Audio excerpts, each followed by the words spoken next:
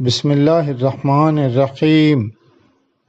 اب تک ہم نے سورۃ الکہف کی ابتدا سے آیت نمبر 21 تک دیکھا ہے۔ آج صرف ایک آیت نمبر 22۔ سورۃ الکہف قرآن میں 18 نمبر کی سورہ ہے، 15 اور 16ویں پارے میں۔ اعوذ باللہ من الشیطان الرجیم، بسم اللہ الرحمن الرحیم۔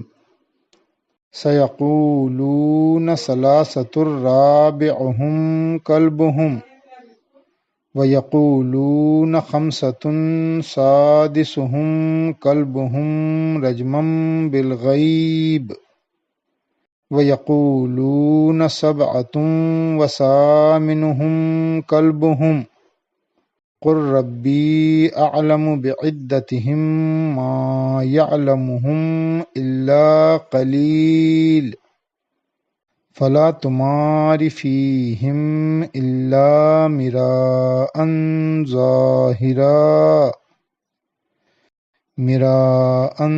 ظاہرا ولا تستفت فیہم منہم احدا۔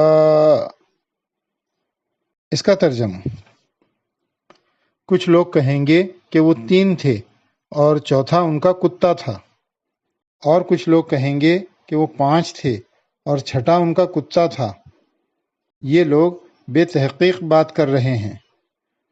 اور کچھ لوگ کہیں گے کہ وہ 7 تھے اور 8واں ان کا کتا تھا۔ کہو کہ میرا رب بہتر جانتا ہے کہ وہ کتنے تھے، تھوڑے ہی لوگ ان کو جانتے ہیں۔ پس تم سرسری بات سے زیادہ ان کے معاملے میں بحث نہ کرو، اور نہ ان کے بارے میں ان میں سے کسی سے پوچھو۔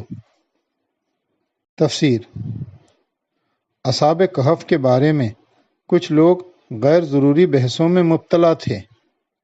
کسی نے کہا کہ ان کی تعداد 3 تھی اور چوتھا ان کا کتا تھا۔ کسی نے کہا کہ وہ 5 تھے اور چھٹا ان کا کتا تھا۔ کسی نے کہا کہ وہ 7 تھے اور 8واں ان کا کتا تھا۔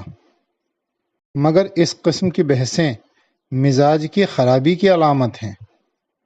جب دینی روح زندہ ہو تو سارا زور اصل حقیقت پر دیا جاتا ہے، اور جب قوم پر زوال آتا ہے تو اصل روح پس پشت چلی جاتی ہے، بیک گراؤنڈ میں چلی جاتی ہے، یا لوگ اس کو امپورٹنس نہیں دیتے، اور ظاہری تفصیلات بحث و مناظرے کا موضوع بن جاتی ہیں۔ سچے خدا پرست کو چاہیے کہ وہ ان بحثوں میں نہ پڑے، بلکہ اگر کوئی دوسرا شخص اس قسم کے سوالات کرے تو اس کو اجمالی جواب دے کر گزر جائے، مختصر سے جواب دے کر گزر جائے۔ تذکر القرآن